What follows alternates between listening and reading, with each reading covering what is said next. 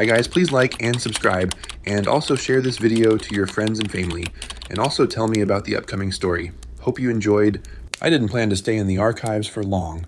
My job was straightforward: catalog historical documents in the basement of the old Marfield Library. It wasn't glamorous, but it paid enough to cover my rent and keep me from moving back in with my parents. The basement itself was a labyrinth of metal shelves and aging papers, the air heavy with the scent of mildew and dust. Most of the time, it was just me and the occasional sound of the radiator clanking in the corner. The library was ancient, a relic of the 19th century. Its upper floors were pristine, with polished wood paneling and grand windows that overlooked the town square. But the basement was a different world, dimly lit, with low ceilings and walls that seemed to press inward. No one ventured down there except for me and Mrs. Grant, the head librarian, who had warned me when I was hired. If anything feels off, don't ignore it. Come upstairs immediately. At first, I laughed it off. What could possibly happen in an archive? But Mrs. Grant wasn't the type to joke, so I promised to follow her advice. Most nights were uneventful. I'd work through stacks of brittle newspapers, pausing occasionally to sip lukewarm tea from my thermos. The hours dragged, but I didn't mind the solitude. It gave me time to think. I liked the quiet. But then, there was that night. It started like any other. I arrived at 8 p.m., switched on the flickering fluorescent lights, and pulled out the inventory sheet for the evening. My task was to reorganize a section of the archives that held handwritten journals from the 1800s. The journals were fragile, their leather bindings cracked, and pages yellowed with age. As I worked, the silence settled around me like a heavy blanket. Around 11 p.m., I heard it, a soft, shuffling sound coming from one of the aisles behind me. I froze, my hand hovering over an open journal. For a moment, I thought it might be Mrs. Grant checking in, but she never stayed this late. I called out, "Hello, is someone there?" No response. I walked to the end of the aisle and peered around the corner. Nothing. Just rows of shelves stretching into the dimness. I told myself it was probably the radiator or a draft stirring some loose papers. But as I returned to my work, I couldn't shake the uneasy feeling that I wasn't alone. A little while later, I caught movement out of the corner of my eye. Just a flicker, like a shadow slipping past the end of the aisle. My heart started to pound. "Mrs. Grant?" I called, my voice tight. "If you're down here, this isn't funny." Still nothing. I stood there for a moment, debating whether to leave, but then I thought about Mrs. Grant's warning. If something felt off, I was supposed to go upstairs. I grabbed my bag and headed toward the staircase. As I turned the corner, I saw him. A man stood at the far end of the aisle, partially hidden in the shadows. He was tall and thin, his face obscured by the dim light. He wasn't holding anything, and his posture was oddly relaxed, as if he had every right to be there. But I knew he didn't. No one except staff had access to the archives after hours. "Excuse me," I said, trying to keep my voice steady. "The library's closed. You're not supposed to be here." The man didn't respond. Instead, he tilted his head as if studying me. Slowly, he stepped closer, and as he moved into the light, I got a better look at his face. His skin was pale, almost translucent, and his eyes, they didn't look right. There was something off about them, something hollow. I took a step back, my pulse racing. "I'm going to call security," I said, hoping the threat would make him leave. He stopped, his head tilting the other way like he was amused. Then he smiled, a thin, crooked smile that sent chills down my spine. I turned and bolted for the stairs. My footsteps echoed loudly as I ran, but I couldn't hear his. That was almost worse. The silence behind me, the awful sense that he was there, but I couldn't hear him. When I reached the stairs, I glanced back over my shoulder. The aisle was empty. I didn't stop until I reached Mrs. Grant's office on the main floor. She looked up from her desk, startled as I burst through the door. "There's someone in the archives," I gasped. "A man. He doesn't belong here." Her face paled. Without a word, she picked up the phone and called the police. While we waited, she locked the library doors and sat beside me on the worn sofa in her office. I tried to explain what I'd seen, but the more I talked, the more ridiculous it sounded. A man in the basement who didn't make any noise, eyes that didn't look human. By the time the police arrived, I was starting to doubt myself. They searched the entire building, but they didn't find anyone. No sign of forced entry, no footprints, nothing. One of the officers suggested it might have been a homeless man who slipped out before they arrived, but Mrs. Grant didn't seem convinced. After they left, she turned to me and said, "You're not going back." "Down there alone."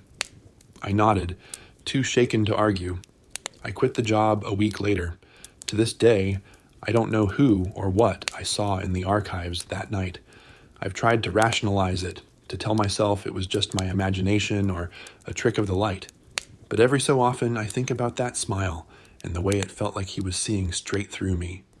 And I wonder if he's still down there, waiting.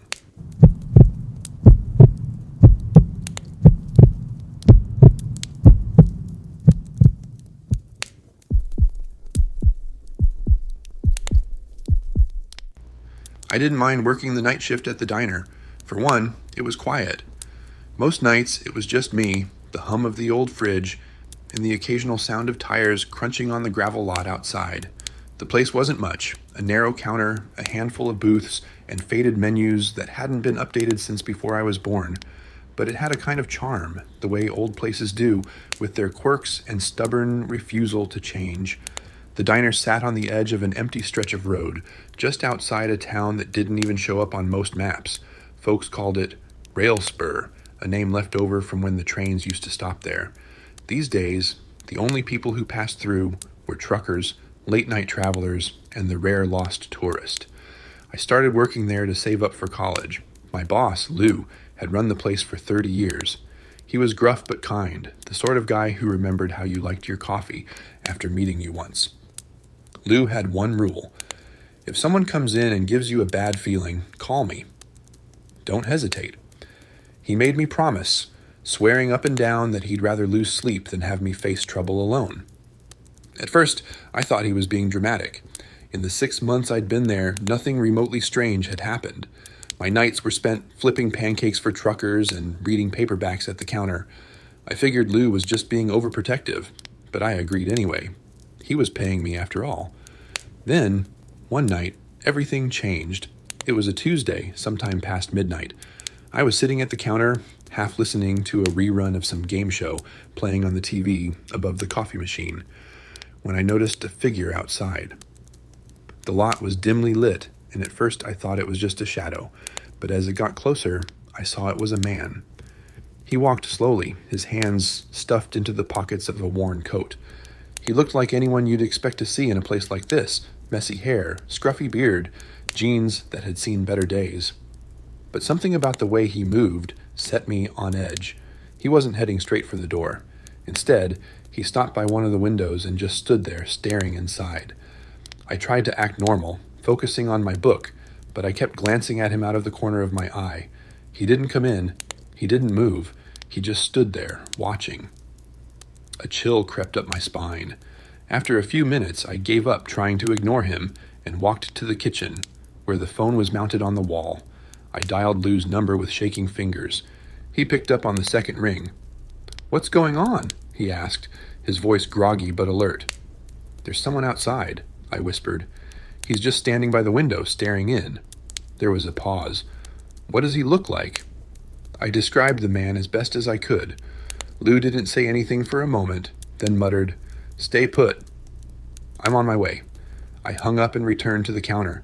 The man was still there, but now he was closer to the door. I tried to act calm, pretending to busy myself with wiping down the counter, but my heart was racing. When he finally opened the door and stepped inside, the bell above the frame jingled, and the sound made me jump. He didn't sit down or order anything.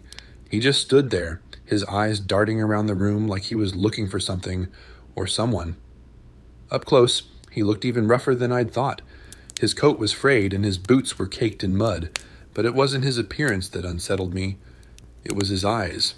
They were cold and empty, like he wasn't really there. "Can I help you?" I asked, my voice trembling. He didn't answer. Instead, he tilted his head like he was trying to figure me out. Then he smiled, a slow, crooked smile that made my stomach twist. Before I could say anything else, I heard the sound of a truck pulling into the lot. The man's smile faded and he turned toward the door. A moment later, Lou walked in, still wearing his pajamas and holding the biggest flashlight I'd ever seen. "Everything okay here?" Lou asked, his tone casual but firm. The man didn't respond. He just gave Lou a long, measured look, then walked past him and out the door. Lou followed him outside, and I watched through the window as they exchanged a few words. Then the man walked off into the night, disappearing into the shadows, down there alone. I nodded, too shaken to argue. I quit the job a week later. To this day, I don't know who or what I saw in the archives that night.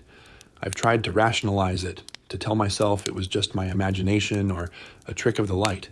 But every so often I think about that smile and the way it felt like he was seeing straight through me. And I wonder if he's still down there, waiting.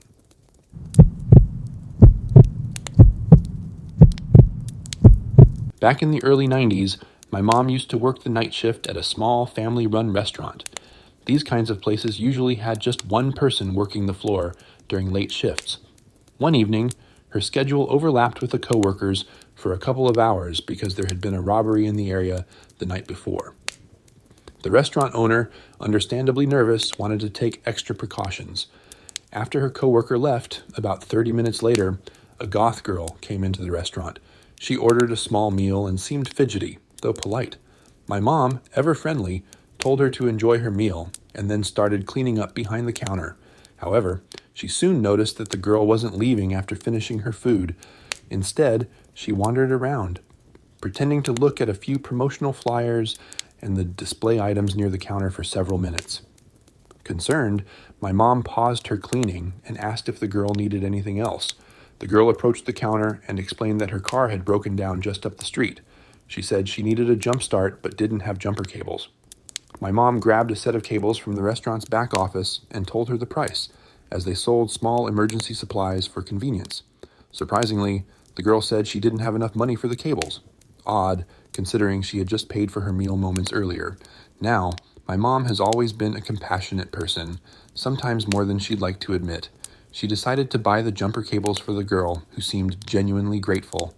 However, my mom made it clear that while she could help with the cables, she couldn't physically assist with the car, as she couldn't leave the restaurant unattended. The girl seemed to accept this and thanked her profusely, mentioning that she could call someone to come help. My mom asked if she had enough change for the payphone outside, and the girl said she did before leaving with the cables. Still, something about the interaction didn't sit right with my mom. She's always been good at reading people. And while the girl had been polite, there was an uneasiness to the situation. Curious, my mom checked the restaurant's exterior surveillance camera feed. Instead of heading to the payphone just outside, the girl walked straight to a van parked near the restaurant's exit. She approached the passenger side and started talking to someone inside, occasionally pointing back toward the restaurant. My mom's stomach sank. She feared something more sinister might be happening. After a brief conversation, the girl returned to the restaurant. She claimed that she had gotten help from her uncle, but couldn't figure out how to use the jumper cables properly. My mom found this suspicious, as the cables were straightforward and basic. The girl asked if my mom could come outside and show her how to use them. Alarm bells went off in my mom's head. Staying calm, she apologized and explained that she couldn't leave the restaurant unattended or she'd be fired. She suggested the girl ask someone else nearby. The girl insisted that she needed help and asked again, becoming increasingly agitated. My mom repeated that she couldn't leave the restaurant and suggested she try the diner a block away, which always had multiple employees on duty. At this, the girl's demeanor shifted. She began whining and snarling eerily, then plastered on a fake smile and begged for help. Her behavior became erratic, stomping her feet like a child throwing a tantrum and breathing heavily, almost like an animal. At this point, my mom decided to stop playing nice. She gave the girl what she called her cold smile and said, "By the way, I saw you talking to your friends outside. I already called the cops and gave them your friend's license plate number. They'll be here any minute. This town has fast response times." It was a bluff, but it worked. The girl's face fell and she quickly left the restaurant. My mom watched as she climbed into the van. The door hadn't even fully closed before the van sped off, peeling out of the parking lot. Later, my mom called the police and reported the incident, providing a description of the van and the girl. It didn't take long for the authorities to locate the van, abandoned on the side of a road near a wooded area. Its interior had been destroyed with hammers and box cutters. The police couldn't determine what the girl and her accomplices had planned, but they concluded it probably wasn't something as simple as theft. Shaken by the experience, my mom decided to resign from the restaurant shortly afterward. To this day, she advises everyone to always trust their gut instincts. They might just save your life.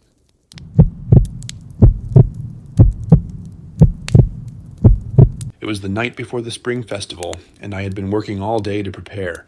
This was my first time hosting, and I wanted everything to be perfect. Moving to this small, quiet village had been a fresh start for me, a chance to leave behind the chaos of the city and find peace.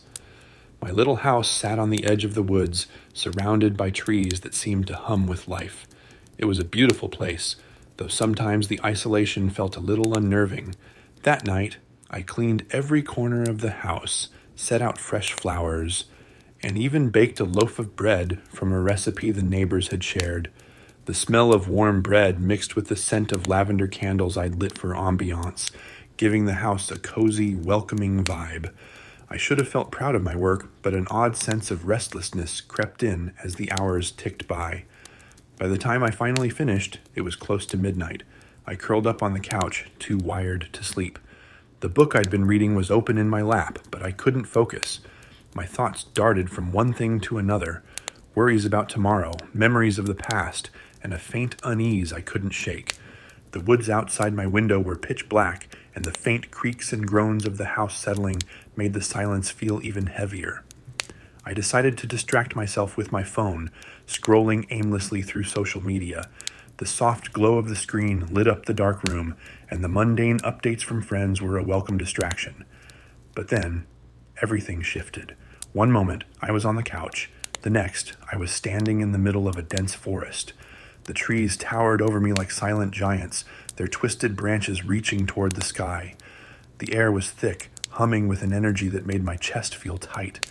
Ahead, through the darkness, a faint light pulsed, casting an eerie glow. My legs felt sluggish, as if I were wading through water, and no matter how much I wanted to turn and run, I couldn't move. The hum grew louder, a low vibration that seemed to come from everywhere at once. My eyes darted around, searching for the source of the sound, when I saw them. Figures moved between the trees, their shapes long and slender, their movements too smooth to be natural. They weren't human, not fully. Their faces were hidden in shadow, but I could feel their gaze on me, piercing and cold. A wave of dread crashed over me, and a single thought echoed in my mind. Oh, no, not again. The familiarity of that thought froze me in place. What did I mean by again? I didn't have time to figure it out. My head throbbed as if something was pressing against my temples, cold and unyielding.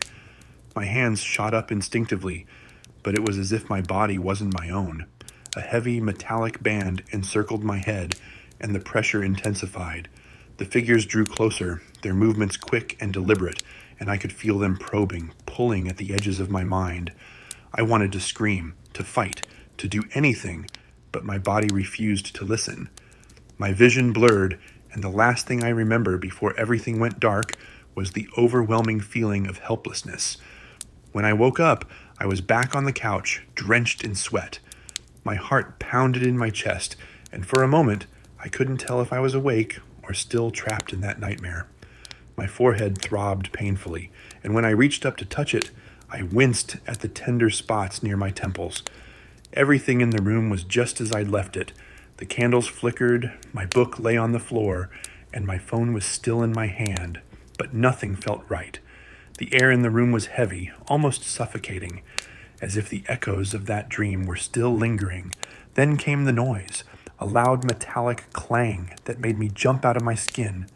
It came from the back of the house, followed by a scraping sound that sent shivers down my spine. My mind raced with possibilities, each one more terrifying than the last. The lights flickered once, twice, and then went out completely, plunging the room into darkness. I fumbled for the flashlight on the side table, my hands trembling as I turned it on. The narrow beam of light cut through the dark, but it did little to calm my nerves. I called out, my voice shaky and weak, but the silence that followed was deafening. My first instinct was to wake my husband, but then I remembered he wasn't here. He'd stayed behind in the city, tied up with work, leaving me alone in this isolated house. The scraping sound came again, louder this time. My breath hitched as I crept toward the back door, each step feeling heavier than the last.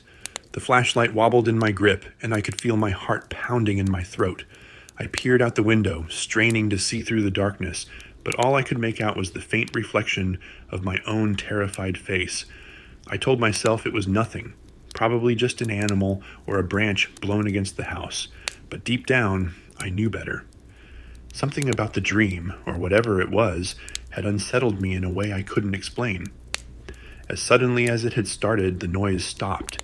The lights flickered back on, and I stood frozen, waiting for something to happen. Minutes passed, and slowly I let out a shaky breath, forcing myself to sit back down on the couch. I stayed there the rest of the night, too afraid to close my eyes.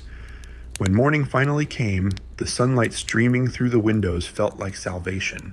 I told myself it had been a dream, though I couldn't shake the feeling that it was something more. The tender spots on my forehead, the vividness of the experience, it all felt too real to ignore. And that one haunting thought, "not again," kept circling in my mind, leaving me with more questions than answers. I don't know what happened that night. I don't know why it felt so familiar or why it happened at all. I've never believed in aliens or anything like that, but this was something different, something I can't explain. All I know is that I'll never forget the feeling of being watched, of being known in a way that makes my skin crawl. Was it a dream? Maybe. But deep down, I'm not so sure.